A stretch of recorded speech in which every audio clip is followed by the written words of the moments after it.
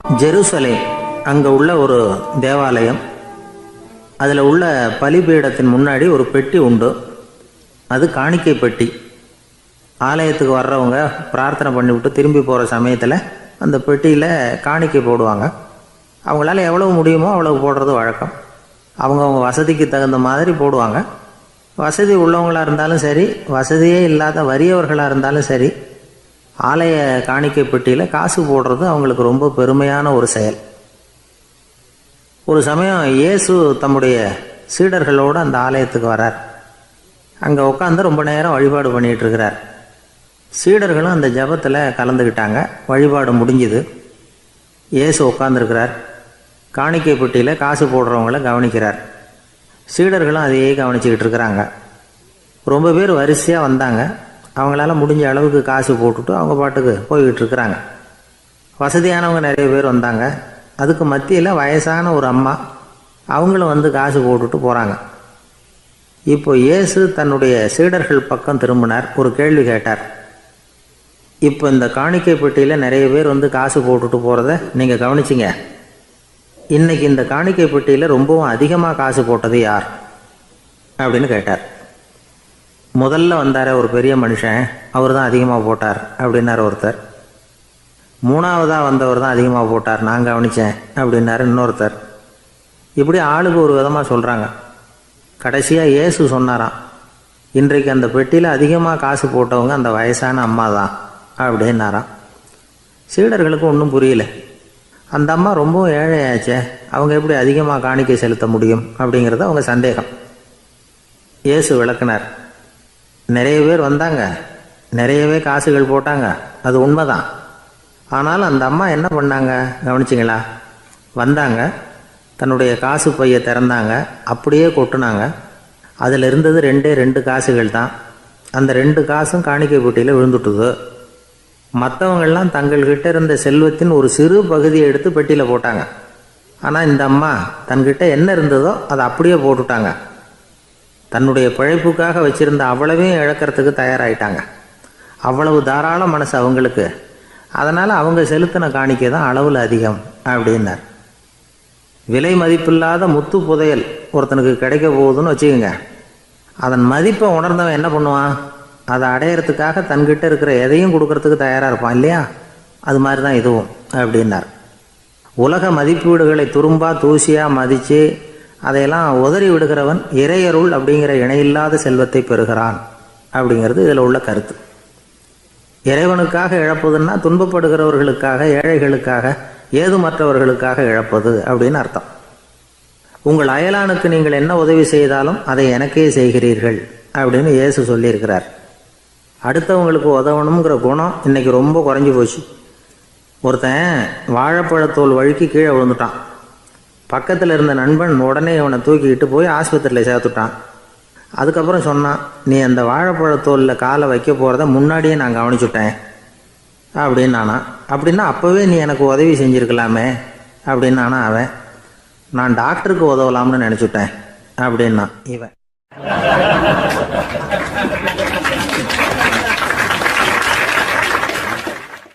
ஒரு ஊரில் ஒருத்தர் இருந்தான்.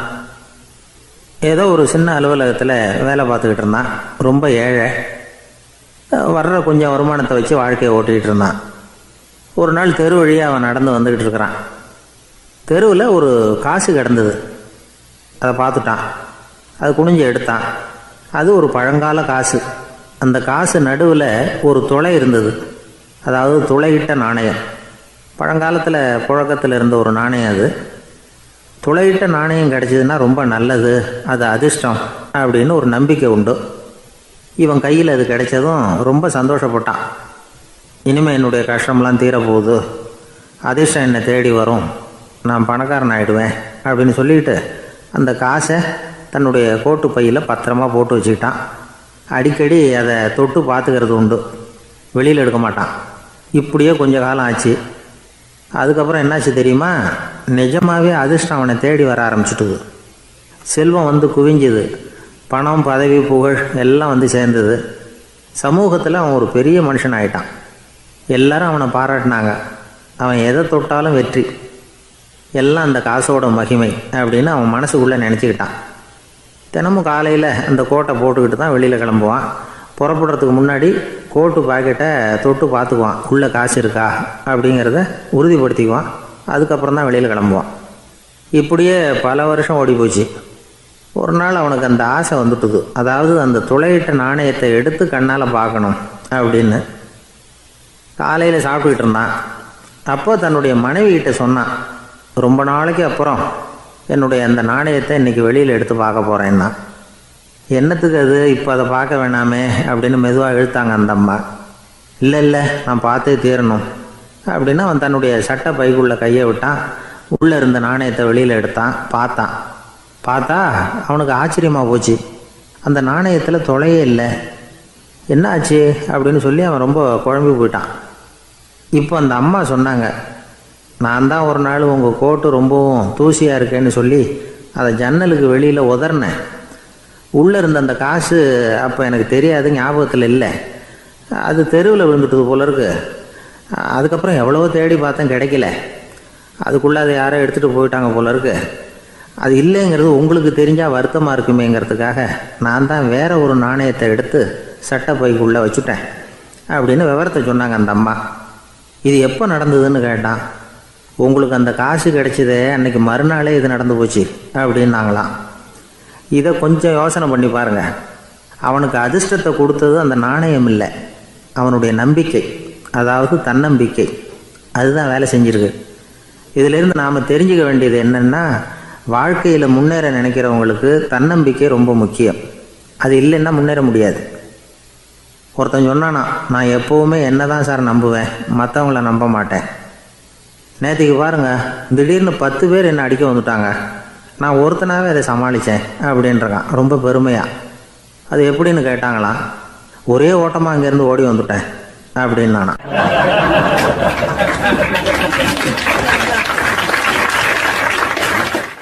ஒரு வயசான அம்மா ஒரு நாள் ஃபோன் பண்ணாங்க. ஐயா, நான் இந்த தகவல் நிகழ்ச்சியை தினமும் கேட்குறேன், உங்ககிட்ட ஒரு கேள்வி கேட்கணும் அப்படின்னாங்க. என்னங்க அப்படின்னோம். எனக்கு சொந்தமாக ஒரு நல்ல வீடு இருக்குது, வேணுங்கிற அளவுக்கு பணமும் இருக்குது, கணவரும் ரொம்ப நல்லவர், ரிட்டையர் ஆகி வீட்டில் தான் இருக்கிறார், பிள்ளைங்கள்லாம் பெரிய பெரிய உத்தியோகத்தில் இருக்கிறாங்க, அதில் ஒருத்தன் ஐஏஎஸ்ஸு, பணம்லாம் கூட நிறைய கொண்டாந்து கொடுக்குறாங்க. அப்படி இருந்தும் என் மனசில் நிம்மதி இல்லை, வாழ்க்கையில் ஒரு நிறைவு இல்லை அப்படின்னாங்க. ஏன்னு கேட்டோம். அதைத்தான் நான் உங்களை கேட்குறேன், ஏன் அப்படி அப்படின்னு திருப்பி கேட்குறாங்க. எங்களுக்கு ஒன்றும் புரியல. கொஞ்சம் நேரம் குழம்பி போயிட்டோம். இருந்தாலும் அதை அவங்கக்கிட்ட காட்டிக்காமல் கொஞ்சம் சாமர்த்தியமாக, ஏம்மா உங்கள் மனசில் நீங்கள் ஏதோ ஒன்று எதிர்பார்க்குறீங்க, அது நிறைவேறல அப்படி தானே அப்படின்னு கேட்டோம். ஆமாம் அப்படின்னாங்க. அதுக்கப்புறம் அவங்கக்கிட்ட கொஞ்சம் மனம் விட்டு பேசுகிறப்போ தானாக விஷயம் வெளியில் வந்தது. அதாவது அவங்க பிள்ளைங்க பெரிய பெரிய உத்தியோகத்தில் இருக்கிறதுனால அவசரமாக பார்த்துட்டு ஓடுறாங்களாம். ஆசையாக அம்மான்னு கூப்பிட்டுக்கிட்டு கிட்ட உட்காந்து கொஞ்சம் நேரமாவது என்கிட்ட பேசினா தானே என் மனசு கொஞ்சம் நிம்மதியாக இருக்கும். அது அவங்களுக்கு தெரிய மாட்டேங்குதே அப்படிங்கிறாங்க. இதுதான் அவங்களுடைய ஏக்கம். இந்த ஏக்கம் அந்த தாயின் மனசில் இருந்துக்கிட்டு இருக்குது. இப்படி மகனுடைய அன்புக்காக மட்டுமே ஏங்குற தாய்மார்கள் பல பேர் இருக்கிறாங்க இந்த உலகத்தில். இதை நினைக்கிறப்போ ஒரு வெளிநாட்டு நாடோடி கதை ஞாபகத்தில் வருது. அதாவது கடவுள் படைப்பு தொழிலில் ரொம்ப மும்முரமாக ஈடுபட்டுக்கிட்டு இருந்தாராம். மீன்களை படைச்சாராம், பறவைகளை படைச்சாராம், விலங்குகளை படைச்சாராம். அவருக்கு திருப்தி ஏற்படலை. அதுக்கப்புறம் மனிதர்களை படைச்சிருக்கிறார். அப்போவும் அவருக்கு மன நிறைவு ஏற்படலையாம். கடைசியாக தன்னுடைய சக்தி முழுசையும் பயன்படுத்தி குறையே இல்லாத அளவுக்கு ஒரு படைப்பை உருவாக்கினாராம். அந்த உன்னதமான ஒரு படைப்பு அதுதான் பெண், அதாவது தாய். இப்படி உருவாக்கி எல்லாரையும் இந்த உலகத்தில் விட்டுவிட்டாராம். அதுக்கப்புறம் கொஞ்ச காலம் கழித்து தன்னுடைய தேவியை அழைச்சிக்கிட்டு இந்த பூலோகத்துக்கு வந்திருக்கிறார். தன்னுடைய குறையில்லாத படைப்பாகிய பெண்ணை பார்த்தாராம். ஏம்மா, உனக்கு இன்னும் ஏதாவது குறை இருந்தால் சொல்லு, அதையும் நிவர்த்தி பண்ணி விடுறேன் அப்படின்னாராம். அந்த அம்மா பார்த்துருக்காங்க. சுவாமி, எனக்கு நீங்கள் கொடுத்துருக்கிறது 2 கை, என்னுடைய பிள்ளைகளுக்கு சேவை செய்கிறதுக்கு இந்த 2 கை பத்தலை, அதனால் இன்னும் ஒரு 2 கை கொடுத்தா தேவலை அப்படின்னாங்களாம். கடவுள் பார்த்தார். அதனால் என்ன, அப்படியே செஞ்சு விடலாம், இதோ அதுக்கான வரம் கொடுத்துட்டேன் அப்படின்னார். அந்த அம்மாவுக்கு இப்போ 4 கை ஆகிட்டுது. 4 கையாலேயும் குழந்தைகளுக்கு சேவை செய்ய ஆரம்பிச்சிட்டாங்க. கடவுள் திருப்தியாக திரும்பி போனார். அதுக்கப்புறம் கொஞ்ச காலம் கழித்து மறுபடியும் திரும்பி வந்தார் தேவியோட. பெண்ணை பார்த்தார். இப்போ என்னம்மா சந்தோஷம் தானே அப்படின்னாராம். அதுக்கு அந்த அம்மா சந்தோஷம்தான், இருந்தாலும் இப்போ எனக்கு இருக்கிற 2 காலும் போதில்லை, இன்னும் ஒரு 2 கால் இருந்தால் தேவையில்லை, நிறைய ஓடி ஆடி பிள்ளைகளுக்காக வேலை செய்ய வேண்டியிருக்குது அப்படின்னாங்களாம். சரின்னு சொல்லி 4 கால் இருக்கிறது மாதிரி செஞ்சுட்டு போயிட்டார் கடவுள். மறுபடியும் கொஞ்ச நாள் கழித்து தேவி சொன்னாங்க கடவுள்கிட்ட, நீங்கள் என்ன தான் முயற்சி பண்ணினாலும் முழுமையான ஒரு படைப்பை உங்களால் உருவாக்க முடியாது, அப்படி தான் நான் நினைக்கிறேன் அப்படின்னாங்களாம். அப்படியா சொல்கிறேன், வா அந்த பொண்ணை பார்த்துட்டு வருவோம் அப்படின்னு புறப்பட்டு இங்கே வந்தாங்களாம். இங்கே வந்து பார்த்தா 4 கால் 4 கையோடு அந்த பொண்ணு ஒரு செவுத்தில் சாஞ்சி உட்காந்து அழுதுகிட்டு இருக்குது. இப்போ தேவி அந்த பொண்ணை சுட்டி காட்டி கடவுள்கிட்ட கேட்டாங்களாம், ஏங்க நீங்கள் அந்த பொண்ணுக்கு கையை கொடுத்தீங்க காலை கொடுத்தீங்க, சரி, அந்த கண்ணீரையும் எதுக்காக கொடுத்தீங்க அப்படின்னு கேட்டாங்களாம். அதுக்கு கடவுள் சொன்னாராம், கையை கொடுத்தது நான் தான், காலை கொடுத்தது நான் தான், ஆனால் அந்த கண்ணீரை கொடுத்தது நான் இல்லை, அதை கொடுத்தது அந்த அம்மாவோட பிள்ளைங்க அப்படின்னாராம். இன்றைக்கும் அப்படித்தான் பல பிள்ளைங்க அவங்க அம்மாவுக்கு கண்ணீரை தான் கொடுத்துக்கிட்டு இருக்கிறாங்க. அம்மாவை மதிக்கிற பிள்ளைங்க தான் இன்றைக்கி நல்லபடியாக இருக்கிறாங்கங்கிறது அவங்களுக்கு தெரியறதில்ல. இந்த காலத்து பிள்ளையாண்டான் ஒருத்தன் அவங்க அம்மாக்கிட்டேயும் நல்ல பிள்ளையாக நடந்துக்குவான், மனைவிக்கிட்டேயும் நல்ல கணவனாக நடந்துக்குவான், ரொம்ப சாமர்த்தியம். ஒரு நாள் அவங்ககிட்ட கேட்டாங்க, ஏன்பா உங்கள் அம்மாவும் உன் மனைவியும் சண்டை போட்டுக்கிட்டா நீ எந்த பக்கம் அப்படின்னாங்களாம். வீட்டுக்கு வெளிப்பக்கம் அப்படின்னானோ அவன்.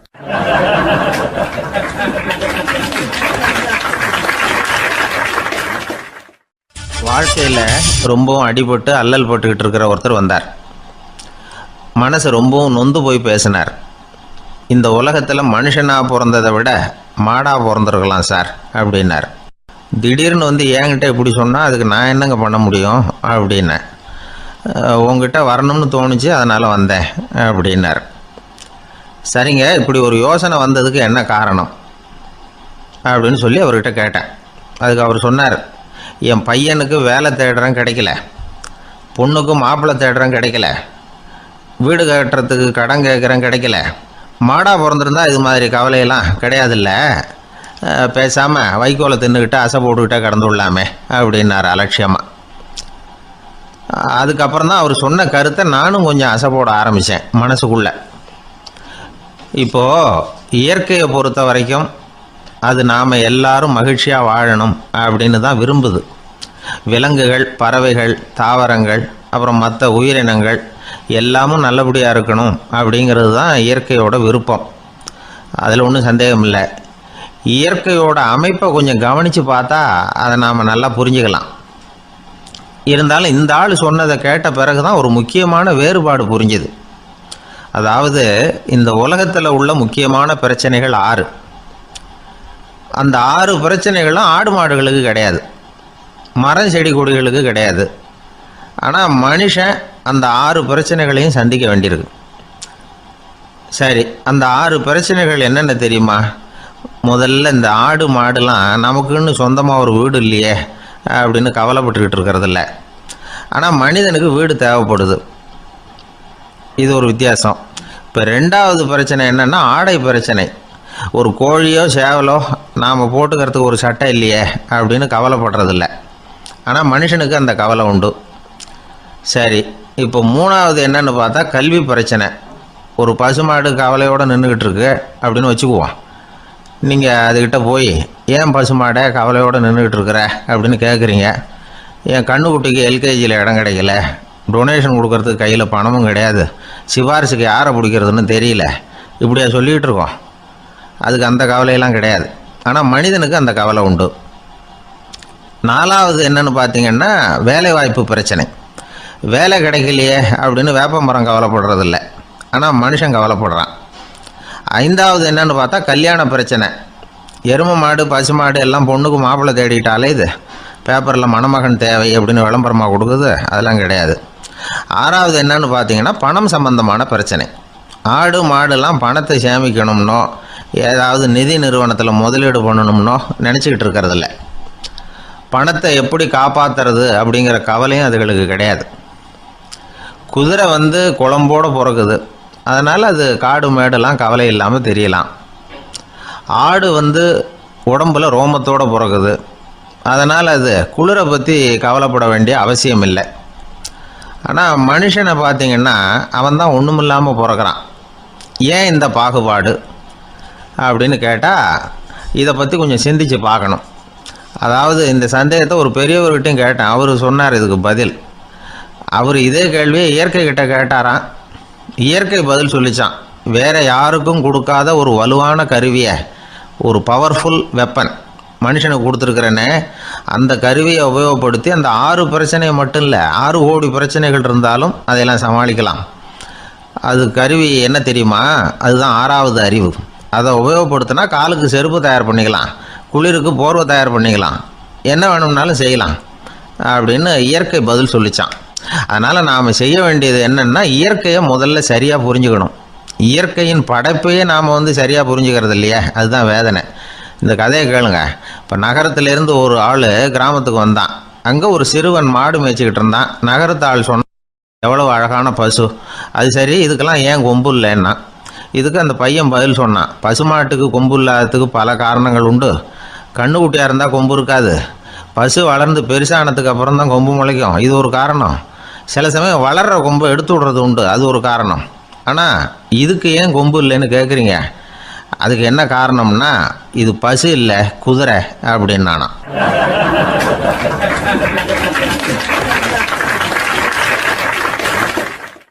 அங்கே ஒரு புதர் தெரியுது இல்லையா, இந்த புதருக்குள்ளே ஒரு சிங்கம் இருக்குது. அந்த பக்கமாக நான் போகிறப்போ வர்றப்போலாம் அது என்கிட்ட ஒம்பு வளர்க்குது, தகராறு செய்யுது, என் மேலே பாயுது, என்னை தாக்குது, ஏன்னு தெரியல அப்படின்னுது. இதை கேட்டதும் அந்த குரங்கு சொல்லிச்சு, இனிமேல் கவலைப்படாத, இந்த தடவை நான் உன்னை காப்பாற்றுறேன்னுது. அதுக்கப்புறம் ஒரு நாள் அந்த குரங்கும் கழுதியும் அந்த புதர் பக்கமாக போய்கிட்டு இருந்தாங்க. எதிர்பார்த்தது மாதிரியே நடந்தது. அந்த சிங்கம் எதிரில் வந்தது, கழுதியை பார்த்தது, உடனே அது மேலே பாய ஆரம்பிச்சுட்டுது.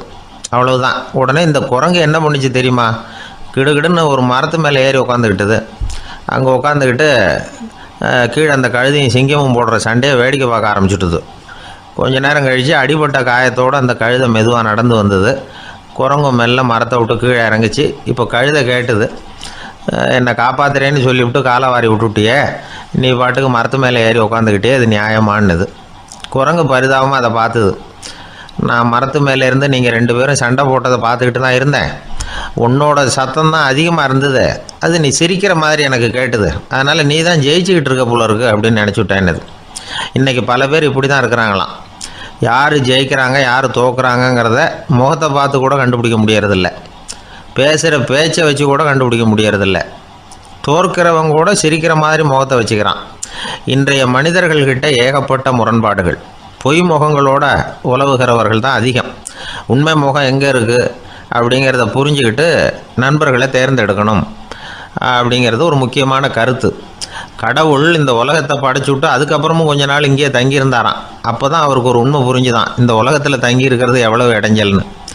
தினமும் மனிதர்கள் தேடி ஏதாவது புகார் சொல்லிக்கிட்டே இருந்தாங்களாம். எனக்கு அது வேணும் இது வேணும்னு கேட்டுக்கிட்டே இருந்தாங்களாம். சில பேர் வந்தாங்க, நாங்கள் விவசாயம் பண்ணுறோம், தண்ணி இல்லாமல் பயிர் காயுது, எங்களுக்கு மழை வேணும் அப்படின்னாங்க. அவங்க போனதும் அதுக்கப்புறம் சில பேர் வந்தாங்க, நாங்கள் மண்பானை செய்கிறவங்க, நிறைய பானை செஞ்சு வச்சுருக்குறோம், மழை பெஞ்சால் எல்லாம் கரைஞ்சி வீணாக போயிடும், அதனால் இன்றைக்கி மழை பெய்யக்கூடாதுன்னாங்க. கடவுள் பார்த்தார், அவருக்கு என்ன பண்ணுறதுன்னே தெரியல, ஏகப்பட்ட குழப்பம், தலையை பிச்சுக்கலாம் போல் இருந்தது, கிட்டத்தட்ட பைத்தியம் பிடிக்கிற அளவுக்கு ஆகிட்டுது. எல்லாருடைய ஆசைகளையும் அவரால் நிறைவேற்ற முடியல, ஏன்னா ஒன்றுக்கு ஒன்று முரண்பாடாக இருந்தது. ஒரு நாள் தன்னுடைய அமைச்சரவையை கூட்டி ஆலோசனை கேட்டார், என்ன செய்யலான்னு சொல்லுங்கன்னார். இது என்ன பிரமாதம், பேசாமல் இமயமலை அடிவாரத்தில் போய் உட்காந்துங்க, யாரும் தொந்தரவு பண்ண மாட்டாங்கன்னாங்க. அங்கேயும் மனிதர்கள் வர ஆரம்பிச்சுருவாங்களேன்னார் கடவுள். சரி அப்படின்னா சந்திரனில் போயிருந்துக்கலாமேன்னாங்க. அங்கேயும் மனுஷன் குடி வர போகிறான் அப்படின்னார் கடவுள். வெகு தூரத்துக்கு அப்பால் உள்ள நட்சத்திர மண்டலத்துக்கு போயிடலான்னாங்க.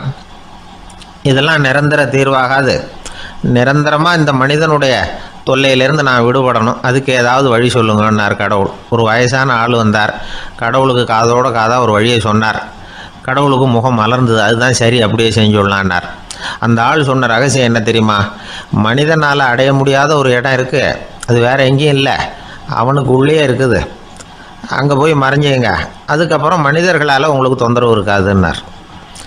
மனிதன் நினைக்காத இடம் அதுதான், அதாவது உள்ளுக்குள்ளே இருக்கிற உண்மையை புரிஞ்சிக்காம வெளியில் எங்கேயோ அது இருக்கிறதாக நினச்சி வரட்டிக்கிட்டு அலையிறான் மனுஷன். உள்ளே இருக்கிற உண்மை புரிஞ்சால் நாம் தன்னம்பிக்கையோடு தலை நிமிர்ந்து வாழலாம். வேடிக்கையாக ஒரு கதை சொல்லுவாங்க, இதை பாருங்கள், நம்ம பையன் எங்கே பணம் வச்சாலும் எடுத்து விட்றான், என்ன பண்ணுறதுன்னாங்க அம்மா. அப்பா கொஞ்சம் நேரம் யோசனை பண்ணார். அதுக்கப்புறம் சொன்னார், அவன் கண்ணில் படாத இடமா நம்ம வீட்டில் இருக்கிறது ஒரே இடம் தான், அங்கே பணத்தை வை திருட்டு போகாதுன்னார். அது எந்த இடம்னு கேட்டாங்க. அதுதான் அவன் பாட புஸ்தகம், அதில் வச்சிரு, அவன் தொடவே மாட்டான். பாட புத்தகத்தை தொடாமல் பரீட்சையில் வெற்றி பெற முடியாது அப்படிங்கிறத புரிஞ்சுக்கணும். உள்ளே இருக்கிற உண்மையை தொடாமல் வாழ்க்கையில் வெற்றி பெற முடியாது. அதனால் உண்மையை புரிஞ்சுக்கிட்டால் வாழ்க்கையில் வெற்றி நிச்சயம். கத்தியை தீட்டாதே புத்தியை தீட்டு அப்படின்னு ஒரு பெரியவர் புத்தி சொன்னார். அதை கேட்ட ஒரு இளைஞன், அது எப்படி பெரியவரை புத்தியை தீட்டுறது? கத்தியை தீட்டுன்னு சொன்னால் ஒரு கருங்கல்லில் கத்தியை தேய்க்கலாம், புத்தியை தீட்டுன்னு சொன்னால் எப்படி தலையை கொண்டுட்டு போய் தரையில் தேய்ச்சிக்கிட்டு இருக்க முடியுமா அப்படின்னா. அந்த பெரியவர் உடனே புரிஞ்சுக்கிட்டார், இந்த இளைஞனுக்கு புத்தி கூர்மை கம்மி அப்படிங்கிறத புரிஞ்சுக்கிட்டார். அது சரி, அறிவுக்கும் புத்திசாலித்தனத்துக்கும் என்ன வித்தியாசம்? இது ஒரு முக்கியமான கேள்வி. அறிவுன்னா என்ன, புத்திசாலித்தனம்னா என்ன? இதே கேள்வியை சாக்ரட்டிஸ் கிட்ட அவருடைய சீடன் ஒருத்தன் கேட்டானான். ஐயா, அறிவுக்கும் புத்திசாலித்தனத்துக்கும் என்னங்க வித்தியாசம் அப்படின்னு கேட்டிருக்கான்.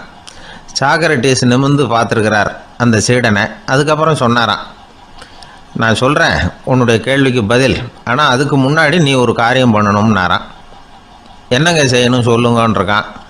அதோ பாரு, ஒரு பெரியவர் உட்காந்துருக்கிறாரு, அவர்கிட்ட போ, இங்கேருந்து பக்கத்தில் இருக்கிற அந்த கிராமத்துக்கு போய் சேர எவ்வளவு நேரம் ஆகும் அப்படின்னு கேட்டுட்டு வா அப்படி சொன்னார் சாக்ரட்டிஸ். சரின்னு சொல்லிவிட்டு இவன் போனான். அந்த பெரியவர் முன்னாடி போய் நின்னான். ஏங்க பெரியவரை, இங்கேருந்து அதோ தெரியுத அந்த கிராமத்துக்கு போய் சேர்றதுக்கு எவ்வளவு நேரம் ஆகும் அப்படின்னு கேட்டான். பெரியவர் நிமிர்ந்து பார்த்தார், ஆனால் பதில் எதுவும் சொல்லலை. இவன் மறுபடியும் ஒரு தடவை அதே கேள்வியை அவர்கிட்ட கேட்டான். என்னங்க, நான் கேட்குறது உங்கள் காதில் விழுதா, அந்த கிராமத்துக்கு போய் சேர்றதுக்கு எவ்வளோ நேரம் ஆகும் அப்படின்னு சொல்லி மறுபடியும் கேட்டான். அப்பவும் அவர் பதில் சொல்லலை. உடனே அவன் மனசுக்குள்ளே முடிவு பண்ணிக்கிட்டான், சரி பெரியவர் ஒரு மாதிரியாக தெரிகிறார், புத்தி சுவாதீனம் சரியில்லாத ஒரு மாதிரி தெரியுது அப்படின்னு நினச்சிக்கிட்டே வந்த வழியிலே திரும்பி வந்துட்டான். ஐயோ, என் டிக்கெட்டு போயிட்டுதே அப்படின்னு கத்த ஆரம்பிச்சிட்டான். பக்கத்தில் இருந்த பெரியவர் அவனை பார்த்து பரிதாபப்பட்டு, கவலைப்படாத தம்பி, போனால் போகுது, வேறு டிக்கெட் வாங்கிக்கலாம் அப்படின்னு ஆறுதல் சொன்னார். அதுக்கு அவன் சொல்கிறான், சார் நான் அதுக்காக அழலை, அந்த டிக்கெட்டு கிடைச்சா தானே நான் எந்த ஊருக்கு போகணுங்கிறது எனக்கு தெரியும் அப்படிங்கிறான். ஒரு குரு, இளம் சீடர்கள் எதிரில் உட்காந்துருக்கிறாங்க. குரு பாடம் நடத்திக்கிட்டு இருக்கிறார். சீடர்களுக்கு ஒரு ஆசை, அதாவது ஒரு முக்கியமான மந்திரத்தை நம்ம குருநாதர்கிட்ட இருந்து கற்றுக்கணும் அப்படிங்கிறது அவங்க ஆசை. அது என்ன மந்திரம்னா, இறந்தவரை உயிர்ப்பிக்கக்கூடிய புனித மந்திரம், அதாவது செத்தவங்களுக்கு மீண்டும் உயிர் உண்டாக்குகிற மந்திரம். குருவே, தயவு பண்ணி அந்த மந்திரத்தை எங்களுக்கு உபதேசிக்கணும் அப்படின்னு கேட்டாங்க. அது ரொம்ப ஆபத்தானது, அது என்னத்துக்கு உங்களுக்கு வேண்டாமேன்னாராம் குரு. எங்களுடைய நம்பிக்கை உறுதிப்படுறதுக்காகத்தான் கேட்குறோம், வேற ஒன்றும் இல்லை அப்படின்னாங்களாம் சீடர்கள். பக்குவப்படாத அறிவுங்கிறது ரொம்ப ஆபத்தானது அப்படின்னாராம் குரு. இது சீடர்களுக்கு புரியல. அது எப்படிங்க பக்குவப்படாத அறிவு ஆபத்தானதுன்னு சொல்கிறீங்க, அப்படின்னா என்ன அப்படின்னு கேட்டிருக்காங்க சீடர்கள். குரு அதுக்கு விளக்கம் கொடுத்தாராம். அந்த மந்திரத்தை எப்போ பயன்படுத்தணுங்கிறது முக்கியம், அதை அறியக்கூடிய ஞானம் ஏற்படுகிற வரைக்கும் அதை தெரிஞ்சுக்காமல் இருக்கிறது தான் நல்லது, இல்லைன்னா ஆபத்துன்னாராம். ஆனால் அந்த சீடர்கள் அதை கேட்குற மாதிரி இல்லை, ரொம்ப பிடிவாதம் பண்ண ஆரம்பிச்சிட்டாங்க. சரி வாங்க சொல்கிறேன்னார் குரு. எல்லாரும் வந்தாங்க. அந்த புனித மந்திரத்தை அவங்களுக்கு ரகசியமாக உபதேசம் பண்ணார். உபதேசம் பண்ணிவிட்டு அவங்களுக்கு எச்சரிக்கையும் கொடுத்தார். இந்த மந்திரத்தை நல்லா ஆராய்ச்சி பார்த்ததுக்கு அப்புறம்தான் உச்சரிக்கணும், அவசரப்பட்டு எதுவும் செஞ்சிடக்கூடாது அப்படின்னு ஒரு தடவைக்கு பல தடவை எச்சரிக்கை கொடுத்தார். சரின்னு சொல்லிவிட்டு அவங்கெல்லாம் மந்திரத்தை கற்றுக்கிட்டு எழுந்திரிச்சு போயிட்டாங்க. ஒரு நாள் அந்த சீடர்கள் எல்லாம் மணற்பாங்கான இடத்துல அப்படியே நடந்து போயிட்டு இருக்கிறாங்க. ஒரு பாலைவன பகுதி மாதிரி ஒரு இடம். அங்கே ஒரு இடத்துல எலும்புகள் குவியலாக கிடந்தது. உடனே இந்த சீடர்கள் முன்ன பின்ன யோசிக்காம, தியானமும் பண்ணாம, அந்த மந்திரத்தோட பயனை சோதிச்சு பார்க்கணும் அப்படின்னு நினச்சிக்கிட்டு அந்த மந்திரத்தை உச்சரிக்க ஆரம்பிச்சிட்டாங்க. அவ்வளோதான். உடனே என்னாச்சு தெரியுமா, அந்த எலும்புகள் எல்லாம் ஓநாய்களாக மாறி அவங்கள துரத்த ஆரம்பிச்சிட்டுது. சீடர்கள் எல்லாம் தலைதெறிக்கி ஓட ஆரம்பிச்சிட்டாங்க. ஓநாய்களும் விடலை, அவங்கள துரத்தி பிடிச்சி கடித்து குதற ஆரம்பிச்சுட்டுது. அப்போ தான் அந்த சீடர்களுக்கு குரு சொன்ன அறிவுரையோட அர்த்தம் புரிஞ்சுது. பக்குவப்படாத அறிவு ஆபத்தானது அப்படிங்கிறது. அதனால் இதிலேருந்து நாம் தெரிஞ்சுக்க வேண்டியது என்னென்னா, நாம் நம்ம அறிவை வளர்த்துக்கிட்டால் மட்டும் போதாது, அந்த அறிவை எப்போ எப்படி பயன்படுத்தணும் அப்படிங்கிற பக்குவமும் நமக்கு வரணும். அப்போ தான் வாழ்க்கை நல்லபடியாக அமையும். இல்லைன்னா இடைஞ்சல் தான். இந்த காலத்தில் சில சின்ன பிள்ளைங்களுக்கே அறிவு ரொம்ப பக்குவப்பட்டிருக்குங்கிறத உணர முடியுது. ஒரு சின்ன பையன் பள்ளிக்கூடத்தில் மார்க் லிஸ்ட் கொடுத்தாங்க, வாங்கிக்கிட்டு அவசரமாக வீட்டுக்கு ஓடினான். எதிரில் வந்த ஒருத்தர் கேட்டார், என்ன அவசரம், ஏன் இப்படி வேகமாக ஓடுறேன்னார். எங்கள் அம்மா கிட்ட அடி வாங்கணும், அதுக்காக தான் ஓடுறேன்னா. அடி வாங்கிறதுக்காக இவ்வளவு அவசரம்னார் அவர். அப்படி இல்லைங்க, நான் போகிறதுக்குள்ளே எங்கள் அப்பா வீட்டுக்கு வந்துட்டாருன்னா அவர்கிட்ட அடி வாங்க வேண்டியிருக்கும், அதை அவாய்ட் பண்ணுறதுக்காக இப்படி ஓடுறேன் அப்படின்னு நானான் அந்த பையன். ஒரு தீக்குச்சி தீப்பெட்டியை பார்த்து கேட்டுதான், நாம் 2 பேரும் தானே உரசிக்கிறோம், ஆனால் நான் மட்டும் தீப்பிடிச்சி எரிஞ்சு போகிறேன், நீ அப்படியே இருக்கிறியே அப்படின்னு தான். அதுக்கு தீப்பெட்டி சொல்லியிருக்குது, உனக்கு தலையில் கணம் இருக்குது அதனால் அழிஞ்சு போகிற அப்படின்னு தான். எப்படி இருக்கு பாருங்கள் இந்த பதில். தலையில் கணம் உள்ளவங்க யாருமே சரியாக இருக்க முடியாது. எவ்வளவு பெரியவங்களாக இருந்தாலும் சரி, ரொம்ப கஷ்டம்தான் அது. கர்வம்ங்கிறது கூடவே கூடாது. இதை விளக்கிறதுக்கு மகான் ஒருத்தர் ஒரு சம்பவத்தை சொல்கிறார். அர்ஜுனன் தீர்த்த யாத்திரை பண்ணானா. அப்போது தென்னிந்தியாவுக்கு வந்திருக்கிறான். ராமேஸ்வரத்துக்கு போனப்போ அங்கே இலங்கைக்கு கல்லுலாம் அடுக்கி போடப்பட்டிருந்த பாலத்தை பார்த்தானா. ஒரு சின்ன குரங்கு அதுக்கு பக்கத்தில் விளையாடிக்கிட்டு இருந்திருக்கு. அதை பார்த்துட்டு அர்ஜுனன் சிரிச்சிருக்கான். ஏன் சிரிக்கிறேன்னு கேட்டிருக்கு அந்த குரங்கு. ராமன் மிகச்சிறந்த வில் வீரன், அப்படி இருக்கிறப்போ அவன் இலங்கைக்கு அம்புகளாலேயே ஒரு பாலம் கட்டியிருக்கலாம். அதை விட்டுட்டு போயும் உன்ன மாதிரி குரங்குகளை துணையாக வச்சுக்கிட்டு இப்படி ஒரு கருங்கல் பாலத்தை கட்டியிருக்கிறானே அப்படின்னு நானா. அம்புகளால் பாலம் கட்ட முடியுமா அப்படின்னு கேட்டுதான் குரங்கு. ஏன் முடியாது, என்னால் முடியுமேன்னு இருக்கான் அர்ஜுனன். அம்பால் பாலம் கட்டலாம், இருந்தாலும் என்ன மாதிரி குரங்குகள் ஏறி நடந்தா அது தாங்குமா? அதனால தான் ராமர் கருங்கல் பாலமே கட்டினார் அப்படின்றது குரங்கு சொல்லிச்சான். அப்படியே சொல்கிற, நான் வேணும்னா இப்போ அம்புகளாலேயே ஒரு பாலத்தை கட்டுறேன், நீ அது மேலே ஏறி நடந்து பார். பாலம் விழுந்துட்டுதுன்னா நான் தீ மூட்டி அதில் குதித்து உயிர் தியாகம் பண்ணி விட்றேன் அப்படின்னு நான் ரொம்ப கோபமாக. உடனே அந்த சின்ன குரங்கு பெரிய உருவம் எடுத்துட்டு தான் கையில் கதையோடு அர்ஜுனன் முன்னாடி நிற்கிறான் அனுமன். பார்த்தா, என்னுடைய தலைவர் ராமரையா இழிவாக பேசுகிற, நீ இப்போ பாலம் கட்டு, நான் என்னுடைய பலத்தை காட்டுறேன் அப்படின்னு அனுமன். அர்ஜுனன் தன்னுடைய காண்டிபத்தை எடுக்கிறான், சரமாரியாக அம்புகளை விடுறான். அதெல்லாம் ஒன்றோட ஒன்று கோத்துக்கிட்டு அப்படியே பாலம் மாதிரி நிற்கிது. அர்ஜுனன் தலை நிமிர்ந்து நின்னான். அனுமன் உயர கிளம்பி அங்கேருந்து பாலத்தில் பொத்துன்னு இறங்கினான். பாலம் அப்படியே நொறுங்கி போச்சு தூள் தூளாக. என்ன அர்ஜுனா, இப்போ என்ன செய்ய போகிற அப்படின்னா ஏளனமா. அர்ஜுனன் தலையை தொங்க போட்டுக்கிட்டான். சொன்னபடி தீ மூட்டி அதில் குதிக்கிறதுக்காக 3 தடவை சுற்றி வந்தான். அப்போது கிருஷ்ணர் அங்கே வந்தார். என்ன அர்ஜுனா, என்ன நடக்குது, என்ன இது அப்படின்னு ஒன்றும் தெரியாத மாதிரி கேட்டார். அர்ஜுனன் வாயை திறக்கிறதுக்கு முன்னாடி அனுமன் வாயை திறந்தான், நடந்ததை சொன்னான். அர்ஜுனன் சவால் விட்டபடி உயிர் திறந்தே ஆகணும்னு அனுமன். கிருஷ்ணர் யோசனை பண்ணார். நல்லது, இந்த சவால் விட்டதுக்கும் நடந்ததுக்கும் யார் சாட்சி? பெரியவர் ஒருத்தரை சாட்சியாக வச்சுக்கிட்டல்லவா நீங்கள் இந்த போட்டியை நடத்தியிருக்கணும் அப்படின்னார். அதனால் என்ன, இப்போ மறுபடியும் அந்த போட்டியை நடத்திவிட்டா போச்சு, என்னால் அந்த அம்பு பாலத்தை நொறுக்க முடியாதா அப்படின்னு அனுமன். சரி, இப்போ மறுபடியும் அது நடக்கட்டும்னார் கிருஷ்ணர். அர்ஜுனன் அம்பு பாலம் அமைச்சான். அனுமன் ஏறி குதிச்சான். பாலம் அசைஞ்சு கொடுக்கவே இல்லை, அவ்வளோ உறுதியாக இருக்குது. இப்போ அனுமன் தலையை குனிஞ்சிக்கிட்டான். அர்ஜுனன் நன்றியோடு நிமிர்ந்து பார்த்தான். கிருஷ்ணருடைய தோள்கள்லேயும் முதுகள்லேயும் ரத்தம். என்ன சுவாமி, என்ன நடந்ததுன்னு நான் பதறி போய், உன் அம்பு பாலத்தை நான் தான் மூட்டு கொடுத்து தாங்கிக்கிட்டு இருந்தேன். அனுமன் குதித்தப்போ என் மேலே ஏற்பட்ட காயங்கள் இவை. பின்ன உன்னுடைய அம்பு பலத்தினாலேயா பாலம் நின்றுதுன்னு நினைக்கிற அப்படின்னாராம். முதல்ல அர்ஜுனன் அப்புறம் அனுமன் 2 பேருக்குமே கர்வ பங்கம் ஆகிட்டு தான். அதாவது அவங்கக்கிட்ட இருந்த கர்வம் போயிட்டுது. யாராக இருந்தாலும் கர்வம் கூடாதுங்கிறத இதிலேருந்து நாம் புரிஞ்சுக்கணும். இந்த காலத்தில் நாமெல்லாம் எந்த விஷயத்துக்கெல்லாம் கர்வப்பட்டுக்கிட்டு இருக்கோம் தெரியுமா? ஒரு 2 பெண்கள் தங்களுடைய கணவன்மார்களை பற்றி ரொம்ப பெருமையாக பேசிக்கிட்டாங்களாம். அதில் ஒரு அம்மா சொல்லியிருக்கு, என் வீட்டுக்காரர்கிட்ட எந்த சப்ஜெக்ட் கொடுத்தாலும் சரி அந்த விஷயத்தை பற்றி அழகாக 1 மணி நேரம் பேசுவார் அப்படின்னாங்களாம். உடனே இன்னொரு அம்மா, அது என்ன பிரமாதம், என் வீட்டுக்காரருக்கு சப்ஜெக்டே தேவையில்லை, விஷயமே இல்லாமல் நாள் பூரா பேசிக்கிட்டு இருப்பார் அப்படின்னாங்களாம். ரொம்ப நாளைக்கு முன்னாடி ஒரு நாள் கோவலன் நாடகம் நடந்தது. எங்கே மதுரையில் நடந்தது. அதில் ஒரு முக்கியமான கட்டம். கண்ணகி கிட்ட சிலம்பை வாங்கிக்கிட்டு அதை விற்கிறதுக்காக மதுரை நகருக்கு புறப்படுறான் கோவலன். அந்த சமயத்தில் கண்ணகி பாடுற மாதிரி ஒரு நாடக பாடல் நாடக ஆசிரியர் எழுதினது. அது என்ன பாட்டுன்னா, மா பாவியோர் கூடி வாழும் மதுரைக்கு மன்னா போகாதீர் என்று அப்படின்னு ஆரம்பிக்கும் அந்த பாட்டு. இதுதான் அந்த பாட்டு. இதை கண்ணகி மேடையில் பாடின உடனே கூட்டத்தில் சலசலப்பு.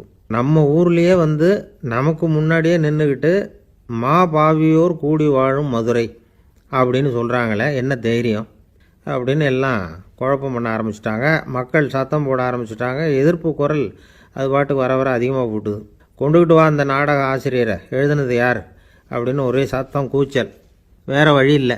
மெதுவாக மேடைக்கு வந்தார் அந்த நாடக ஆசிரியர். 4 பக்கத்திலிருந்தும் கேள்வி கணைகள். மக்களை பார்த்து கொஞ்சம் அமைதியாக இருங்கோ அப்படின்னு சொல்லிவிட்டு தன்னுடைய விளக்கத்தை சொல்ல ஆரம்பித்தார் அந்த நாடக ஆசிரியர். மா அப்படின்னு சொன்னால் திருமகளாகிய லட்சுமி அப்படின்னு அர்த்தம். பா அப்படின்னா கலைமகளாகிய சரஸ்வதி. வி அப்படின்னா மலைமகளாகிய பார்வதி. மா பாவியோர் அப்படின்னா திருமகளும் கலைமகளும் மலைமகளும், இவங்க மூவரும் அப்படின்னு அர்த்தம். இந்த 3 பேரும் வாழ்கின்ற மதுரை புனிதம் நிறைந்தது, சகல செல்வங்களும் நிறைஞ்சது. அப்படிப்பட்ட ஊரில் நான் அணிந்து கொள்ளும் இந்த சாதாரண சிலம்பை யார் வாங்கிக்குவாங்க அப்படிங்கிற எண்ணத்தோடு தான் கண்ணகி அப்படி சொல்கிறா. அதை நினச்சி தான் நான் எழுதினேன். ஆகவே மதுரையை ரொம்ப சிரமப்படுத்தணும், ரொம்ப மோசமாக எழுதணும் அப்படிங்கிற எண்ணம்லாம் எனக்கு கிடையாது. பெருமைப்படுத்தணும்னு நினச்சி தான் அப்படி எழுதினேன் அப்படின்னு விளக்கம் கொடுத்தாராம். இந்த விளக்கத்தை கேட்டதும் எல்லாரும் ரொம்ப சமாதானம் ஆயிட்டாங்களாம். இப்படி விளக்கம் கொடுத்த அந்த நாடக ஆசிரியர் யார் தெரியுமா? அவர் தான் தமிழ் நாடக உலகின் முதல் ஆசான் சங்கரதாஸ் சுவாமிகள். அவருக்கு நகைச்சுவை உணர்வும் அதிகம். 1920ஆம் ஆண்டு திருநெல்வேலியில் அவர் தங்கியிருக்கிறார் நாடகம் நடத்துறதுக்காக. அவர் தங்கியிருந்த வீட்டில் கொசு மூட்டைப்பூச்சி அதிகமாக இருந்திருக்கு. அவரால் தூங்கவே முடியல. அவர் அனுபவித்த தொல்லைகள் ஒரு பாட்டாக உருவாச்சு. வேடிக்கையாக ஒரு பாட்டு எழுதினாராம். மூட்டையும் கொசுவும் ஒரு வீட்டிலே மீட்டிங் போட்டால் முன்னே நிற்க யாரால் முடியும்? கொசு மோகன ராகம் போல சத்தம் போட்டு முன்னே நின்று செய்திடும் யுத்தம். இதை மறுநாள் நாடகத்தில் கோமாளி வேஷம் போட்ட ஒரு சிறுவனை விட்டு பாட வச்சிருக்கார். எல்லாரும் சிரித்து ரசித்தாங்களாம். சங்கரதாஸ் சுவாமிகள் கல்யாணமே பண்ணிக்கல, துறவி மாதிரியே வாழ்ந்திருக்கார். தமிழ் நாடக கலைக்கு தன்னையே அர்ப்பணம் பண்ணிட்டவர் அவர். 1922 நவம்பர் மாதத்தில் ஒரு நாள் புதுச்சேரியில் அவர் வாழ்க்கை முடிஞ்சுது. அப்போ அவருக்கு வயசு 55. சங்கரதாஸ் சுவாமிகள் நாடக ஆசிரியர் மட்டும் இல்லை, மேடை நாடக இயக்குனர், தயாரிப்பாளர். அவரே ஒரு சிறந்த நடிகர். ஒரு தடவை சாவித்திரி நாடகத்தில் இவர் யமதர்மனாக வேஷம் போட்டு நடிச்சிருக்கிறார். நாடகம் பார்த்துக்கிட்டு இருந்த கருவுற்ற ஒரு பெண்மணிக்கு பயத்தினால அங்கேயே குழந்தை பிறந்துட்டு தான். அந்த நிகழ்ச்சிக்கு அப்புறம் இவர் இந்த வேஷம் போடுறப்போலாம் ஜனங்களுக்கு முன்கூட்டியே எச்சரிக்கை கொடுக்க ஆரம்பிச்சிருவாராம். அதாவது அப்படி யாராவது பயப்படுறவங்க இருந்தால் கொஞ்சம் கண்ணை மூடிங்க அல்லது எழுந்திரிச்சு போடுங்கன்னு. நடிப்புன்னா அப்படிலாம் இருக்கணும். இந்த காலத்தில் நடிகர் ஒருத்தர் சொன்னார், சார் நான் இந்த நாடகத்தில் நடிக்கிறப்போ முகத்தில் நவரசங்களையும் காட்டி நடித்தேன், உணர்ச்சிகளை எல்லாம் நல்லா காட்டி நடித்தேன். அப்படி இருந்து ஜனங்கள் கல் எடுத்து மேடையில் வீசிவிட்டாங்க சார் அப்படின்னார். நாடகத்தில் உங்களுக்கு என்ன வேஷம் அப்படின்னு கேட்டாங்க. அது செத்து கிடக்கிற பணமாக நடித்தேன் சார் அப்படின்னார். ஒரு நண்பர், அவர்கிட்ட பேசிக்கிட்டு இருந்தேன். மனித உறவுகள் பற்றி அவர் சொல்லிகிட்டு இருந்தார். அமெரிக்காவில் தந்தை மகன் உறவு எப்படி இருக்குது அப்படிங்கிறத விளக்கிறதுக்கு அவர் ஒரு கதையை சொன்னார். ஒரு அப்பா பகல் பூராவும் அலுவலகத்தில் வேலை, ஓடி ஆடி உழைச்சிக்கிட்டு களைச்சி போய் ராத்திரி 10 மணிக்கு மேலே வீடு திரும்பினான். வீட்டு வாசலில் அவரோட மகன் காத்துக்கிட்டு இருக்கிறான். இன்னமும் தூங்கலை. அப்பா வாசல்லையே தடுத்து நிறுத்தி, அப்பா உனக்கு சம்பளம் எவ்வளவு அப்படின்னு கேட்குறான். ஏற்கனவே ஆஃபீஸு பிரச்சனைகளால் அலுத்து போய் திரும்புகிற அப்பாவுக்கு கோவம் வந்துட்டுது.